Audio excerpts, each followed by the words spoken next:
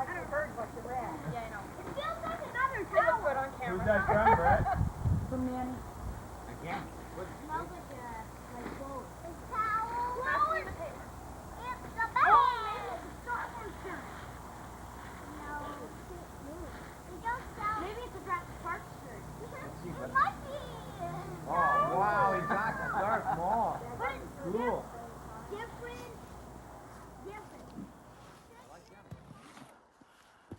Quick video today, December 25th, 2024, Christmas Day.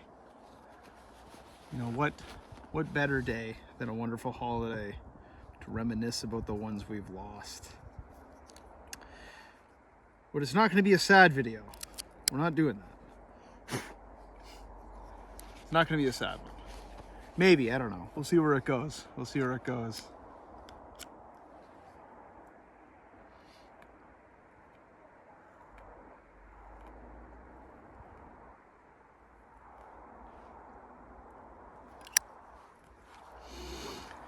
At least I got a coffee this time.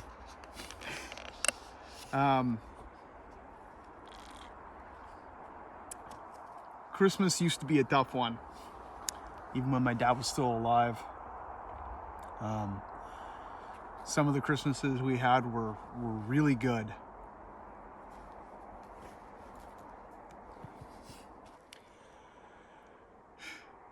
Some of them were really good. You know, better than most, more than I deserved, and that's just in terms of just sheer gifts and love, and they were amazing. But there's a weird contrast to that, and some of them were really bad. And I was thinking I was about to leave the house, go get a cup of coffee. So for all the people working at Tim Hortons on Christmas Day, thank you so much. But we got my boy like a mug. He's drinking out of it. He smashed it and exploded all over the floor, and he's just in tears, and it's so terrible. And it made me think about these highs and these lows that we all experience.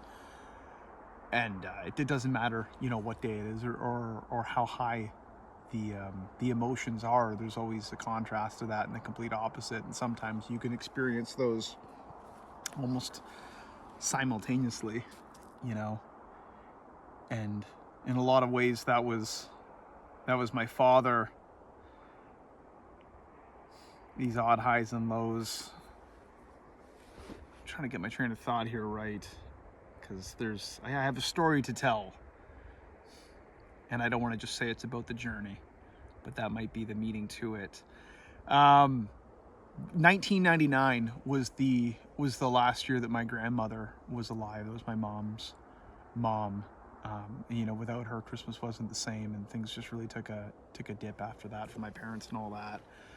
Certainly for my mom. Mom, if you're watching this, Merry Christmas. I love you. I don't think I posted the video yet. She was upset at me. My mother was. I never mentioned her in some of these videos, and I was like, well, you know, it's just about me brooding, talking about Dad and all the dumb shit we used to get up to. She watches these. So of course, Mom, I love you. Merry Christmas. You probably couldn't see the boots when I walked into frame. My mother bought me a nice pair of Timberland boots for Christmas. They're keeping my feet warm right now. So Mom, I do love you. I had everybody over last night for Christmas Eve. I've been doing a big Christmas Eve for a while. And this is going back to 99 with my grandmother, Little Ed. You know, we used to go big at her place. You know, of course, I was about 8 years old back then.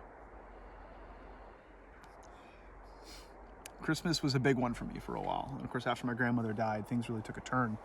My point to all of this is, many years ago, I really fell on some hard times myself. Literally homeless, and thank God for my best friend who took me in, and him and his wonderful girlfriend, they got me a job, so I was employed.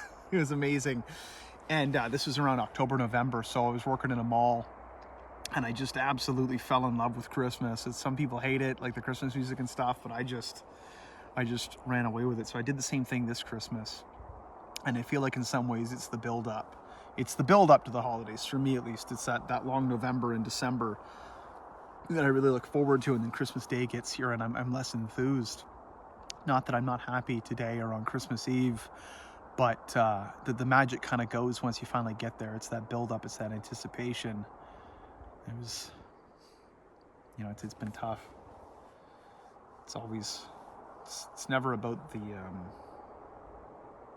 know, that goal, whatever we're searching for. Once we get there, it doesn't seem to ever satisfy us. That was my dad for a lot. I'm trying to tie too many things together here. I'm not trying to be too poetic today. I just wanted to do a quick one, but it's kind of some of the things that I'm going through as I went through a drive. You go back to 99 with my grandmother, and you know, you fast forward through all the highs and lows in my dad's life, especially with Christmas. Like I said, some were really good and some were really bad, man. Oh my God. 2014, 2015, you know, we had some wonderful Christmases. I don't think I have any videos of those, unfortunately. But again, you know, it was about the journey. It was about just getting there. It was about that build up. Everything my father and I ever did, it wasn't about the end goal. It was about thinking about the end goal, just like today. You think about the Christmas. You think about the build up. You get so excited for it. And you're finally here, and it's almost like a great exhale. It's done now. You know, everything's quiet. I was an only child, so I had some Christmases like that. You know, you do a Christmas morning or something like that, and then my mom's gonna be watching this. Not gonna like it, but I swear we started opening my gifts up on Christmas Eve when I was younger. I swear it's because my parents didn't want to get up on Christmas Day. They were not morning people. There was like a great exhale almost. We would do Christmas morning. I'd be all alone after. It'd be so quiet. It'd be really strange, and it's just like it's all done. Or, you know, you'll have a house full of people and then everybody leaves and there's just this calm after, and it's almost like you have a longing and a want.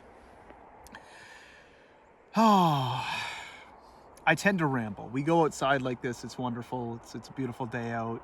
You get the coffee and the cigar going, and we're just all over the place with it. I hope everybody's having a Merry Christmas. I really do. Sometimes I miss those Christmases with my dad. He was a wild man. Maybe we'll throw a story in there before the end. We'll tie it together. I don't want it to be too brooding anymore. I'll tell you a stupid story. This is how nuts my dad was. Just put a video up, a rough cut, a couple days ago about the old man with obsessions and addictions and him just blowing money. So get this. This is about 2014, 2015. Again, pocket is just bursting with money. It's like water in this man's hand. So he goes, all right, boy, what do you want for Christmas? Now, this is it. Like, there's no build. Fucking guy.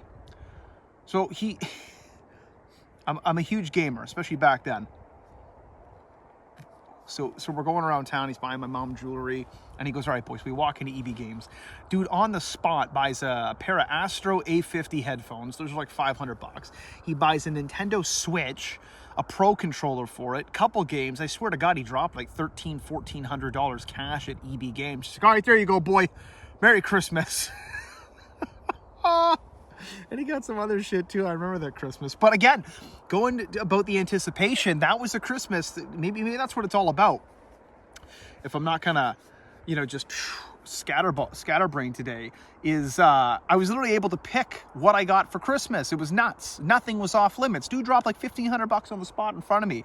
Like, oh my God. So that was a crazy Christmas. But I pretty much knew when I was opening everything, why even wrap it at that point? I knew what I got.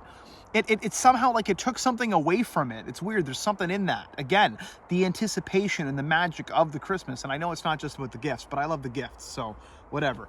It's about like, oh, what did they get me? Same thing with the kids. You know what I mean? They go to bed. It's Christmas. It's Santa Claus. Like, oh, what did he bring? You don't know, right? If you know, it destroys it.